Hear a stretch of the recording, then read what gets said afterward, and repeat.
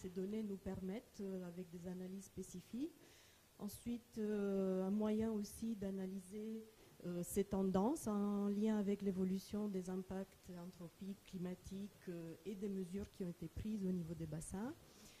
Et enfin, le troisième, c'est aussi aider à optimiser les réseaux de surveillance, donc avoir des meilleures données pour mettre en évidence différents aspects. Donc ça peut être en termes de fréquence optimale, c'est ce qu'on va voir, ou ça peut être aussi au niveau des choix des stations. On a un certain nombre de stations, en fait beaucoup de stations si on regarde à l'échelle nationale, mais peut-être que certaines sont redondantes et peut-être qu'il faudrait remettre un peu plus de fréquence, un peu plus de suivi à différentes stations. Donc une classification ici de mon point de vue sur les types de réseaux de suivi. Et donc on a les bassins versants de recherche avec des données haute fréquence. La donnée haute fréquence pour des bassins qui ont des tailles supérieures à 500 km², ça peut être une donnée journalière. Mais pour beaucoup de bassins bretons qui ont des tailles beaucoup plus faibles, la haute fréquence devrait être subjournalière, notamment en crue. Donc, et on se rend compte que sur le territoire, on a ou les petits bassins versants qui sont suivis d'un point de vue recherche sur des sites avec une problématique bien ciblée. Donc on cible un phénomène ou un impact anthropique ou un facteur climatique, etc.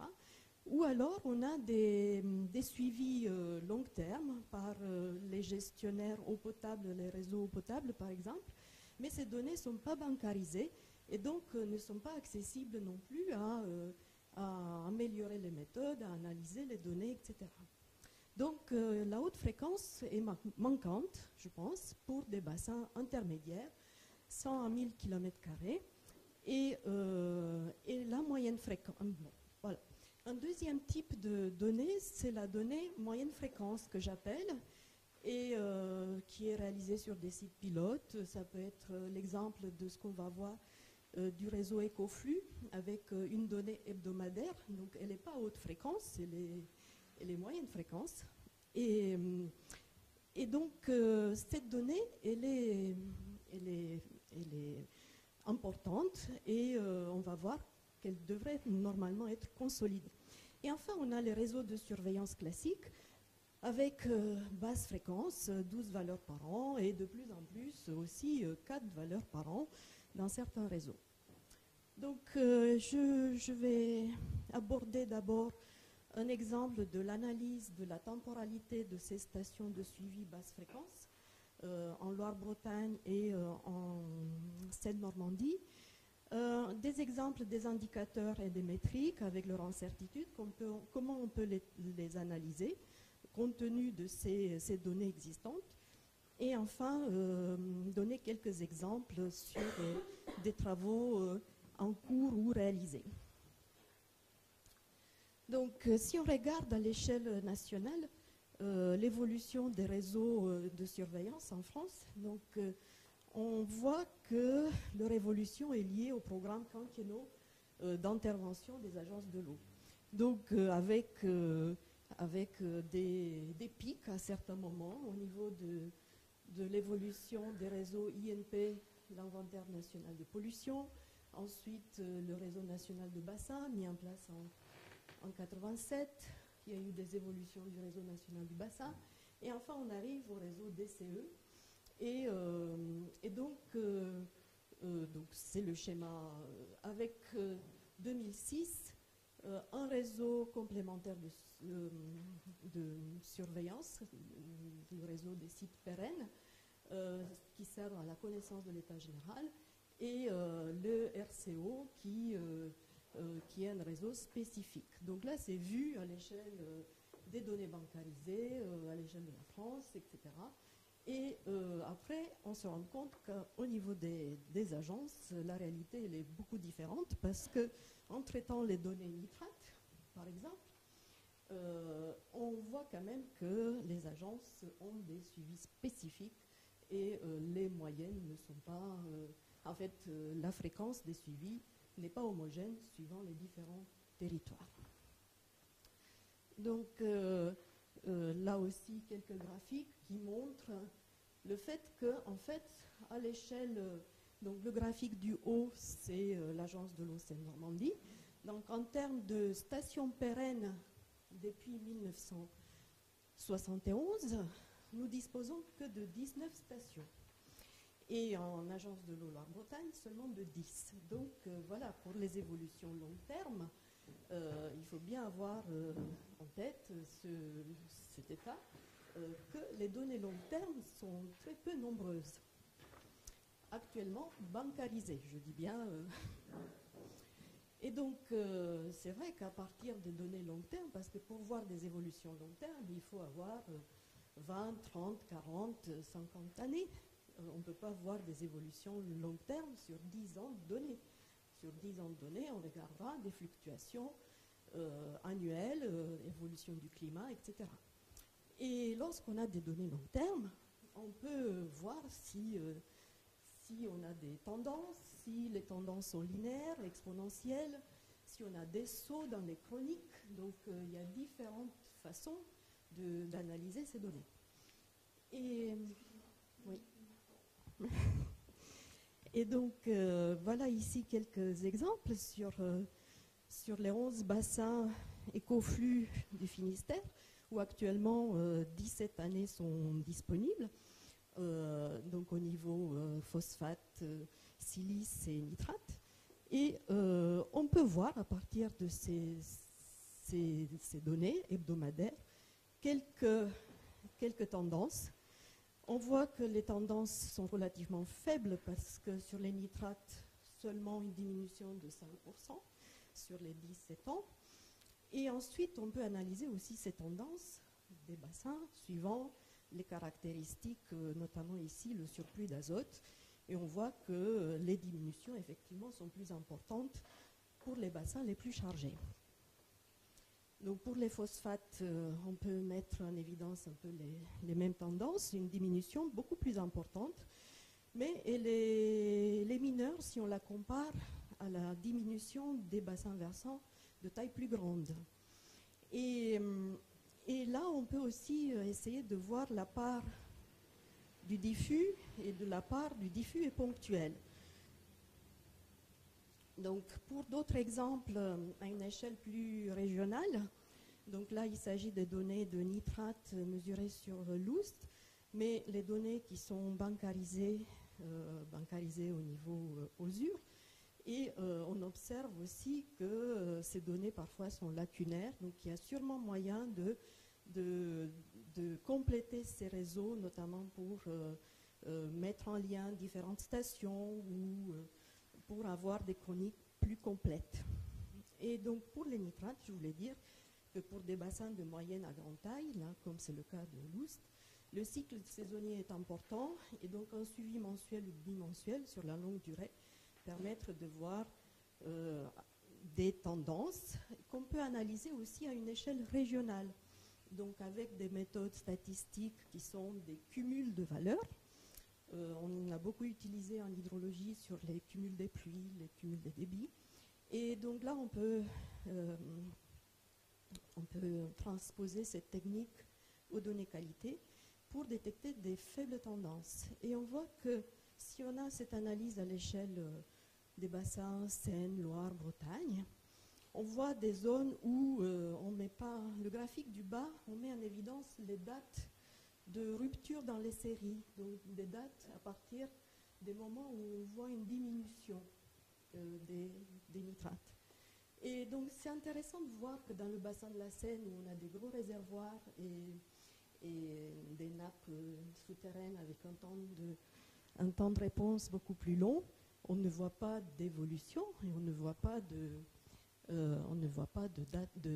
diminution de ces valeurs de nitrate, alors que pour certains bassins bretons, on voit quelques diminutions. Et donc l'analyse des tendances peut se réaliser aussi par d'autres critères, comme ça peut être des valeurs supérieures, des quantiles supérieurs, mais aussi un autre exemple, ce sont les relations concentration débit pour des périodes distinctes. Et là, il y a un exemple du travail réalisé dans le cadre du projet Transpé par Pierre-Louis Leger. Et donc, on voit que le phosphore, donc en ordonnée, il s'agit du logarithme du phosphore, des orthophosphates, et en abscisse, le logarithme du débit, pour deux périodes, récentes et plus anciennes. Et on voit que la diminution se réalise plutôt en basse eau, c'est-à-dire en période où les sources ponctuelles sont importantes. Donc, il y a eu des efforts sur ces sources ponctuelles, qu'on a du mal à faire le lien entre les tendances observées et les mesures réalisées sur les bassins. Donc, parce que ces données-là ne sont pas bancarisées sur le long terme, et il serait intéressant de pouvoir faire ce lien, parce que nous, on fait des hypothèses, mais voilà. Et enfin, une autre métrique, c'est la métrique flux. Flux, on a bien parlé du flux annuel, période 3-5 ans, mais aussi ce qui est important, c'est le flux saisonnier. Et on se rend compte que maintenant, il faut aller sur des périodes plus courtes, et donc là, on a besoin des données plus fréquentes. Et bon, ce qu'il faut savoir, que lorsqu'on maximise la période de calcul du flux, l'incertitude elle est plus faible, ça c'est clair. Et donc on a réalisé un travail, donc là il s'agit d'un ABAC qui a été produit et qui donne l'imprécision pour une méthode de calcul des flux en fonction de cet indicateur M2 qu'Alain il a bien indiqué, c'est le flux transporté en 2% du temps. Et donc les paramètres peuvent se hiérarchiser dans cet ABAC parce que les flux avec la plus faible incertitude vont être les paramètres les plus tamponnés, et les matières en suspension les plus variables, ils vont avoir aussi une imprécision très importante, par exemple. Et le phosphore, il est quelque part au milieu, parce que souvent associé aux matières en suspension. Donc c'est sur cette base-là que le travail de Pierre-Louis Leger, donc encadré par Gérard et par moi-même, et il y a un rapport qui va être diffusé, et on a essayé de faire l'état de l'évolution des flux de phosphore depuis le plus loin possible. Et en fait, il n'y avait que 6 à 9 stations permettant d'évaluer les flux de phosphore depuis 1987. Et ensuite, pour avoir des flux annuels, on était souvent à plus ou moins 20% d'incertitude pour 50% des bassins, et ça pouvait aller jusqu'à 30%. Donc du coup, on s'était dit, on va travailler sur des flux sur 5 ans. Et donc calculer ces flux par des périodes de 5 ans. Et effectivement, on voit une diminution globale sur les différents bassins traités que vous voyez dans le graphique du haut, une centaine environ, et cette diminution elle est de l'ordre de 60% en moyenne. Et sur la période récente, donc les 2 dernières périodes quinquennaux, les diminutions sont plus faibles, mais pour 50% des stations, elles se situent en dehors de la limite d'incertitude. Donc un autre dernier exemple de l'utilité de ces données, des données long terme, c'est l'optimisation des fréquences. Donc c'est pour aboutir à des méthodes qui permettent de prédire une fréquence cible pour un niveau d'incertitude donné, ou alors d'évaluer une meilleure méthode disponible. Et je voulais dire que pour arriver au logiciel Pollux et aux méthodes qui sont à l'intérieur, il a fallu qu'on cherche les données aux États-Unis, les données haute fréquence, les données journalières. Donc c'est à partir de ces données journalières aux États-Unis que nous avons développé les méthodes qui permettent aujourd'hui de donner des incertitudes sur des bassins qui sont de taille un peu plus grande, supérieure à 500 km², et pour des suivis réguliers. Donc je voulais dire que la donnée haute fréquence, elle est intéressante. Et vous voyez ces bassins aux États-Unis, on a traité 200 stations avec des chroniques quand même de 10 à 40 années, des données journalières et avec des variabilités hydrologiques contrastées, avec pour différents paramètres, matière en suspension, azote, phosphore, nutriments totaux, etc. Et donc c'est comme ça qu'on est arrivé à relier l'incertitude des flux avec différentes fréquences à des indicateurs de variabilité. Donc je ne reviens plus sur Pollux parce qu'il peut y avoir des sessions de formation et les résultats ont été présentés au niveau du protocole régional, mais je vais arriver aux pistes pour l'amélioration des suivis long terme et qui me semble importante d'avoir une continuité des chroniques dans le temps.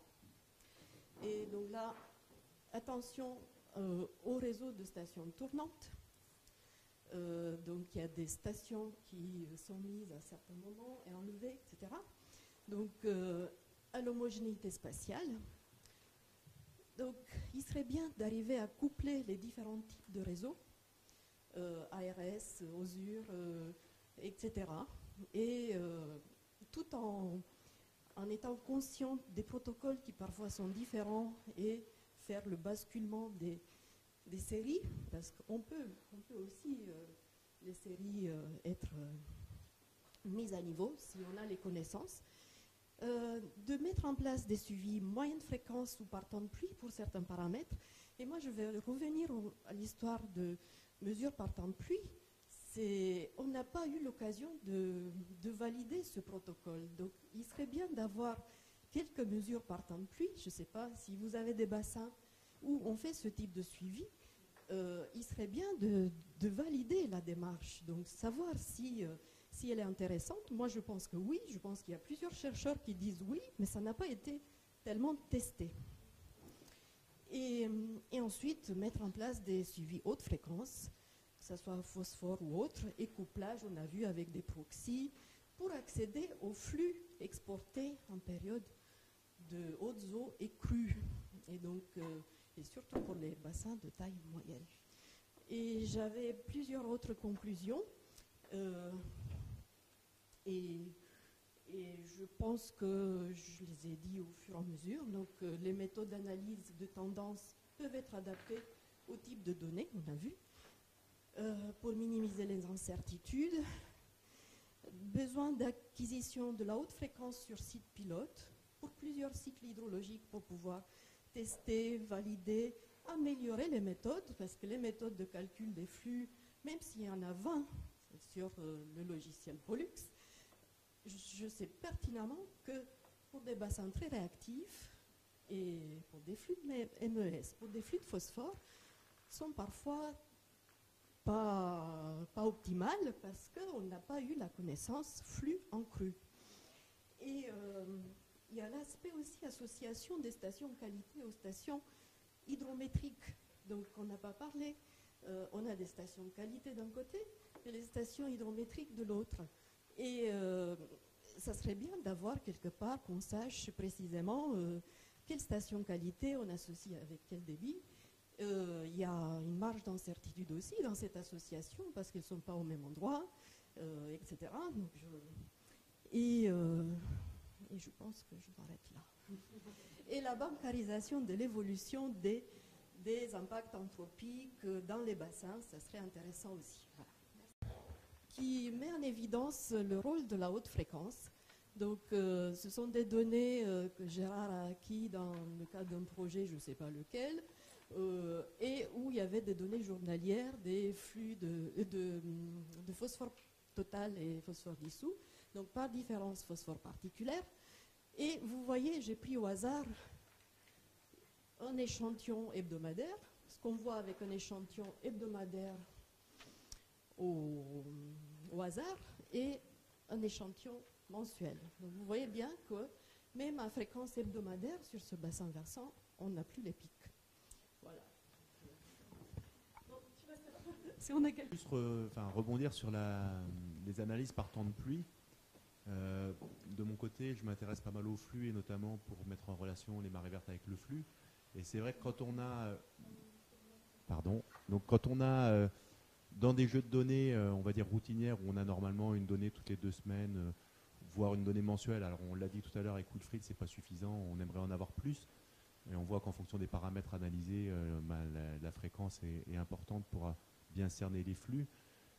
Je me suis retrouvé avec certains jeux de données, sur le Frémur notamment, enfin sur la baie de la Fresnay, où certaines données de temps de pluie avaient été ajoutées dans les chroniques. Et ça, c'est des fausses bonnes idées si on ne le sait pas, parce que si on fait un calcul en intégrant des épisodes du coup exceptionnels qui sont mis dans des chroniques un peu qui sont censées être routinières, je me retrouvais avec 30% de flux annuel en moins en intégrant ces données exceptionnelles. Donc il faut au moins savoir les marquer. Si on a des données de temps de pluie, il ne faut pas qu'elles se retrouvent dans les bases, entre guillemets, qui permettent d'estimer des flux habituellement.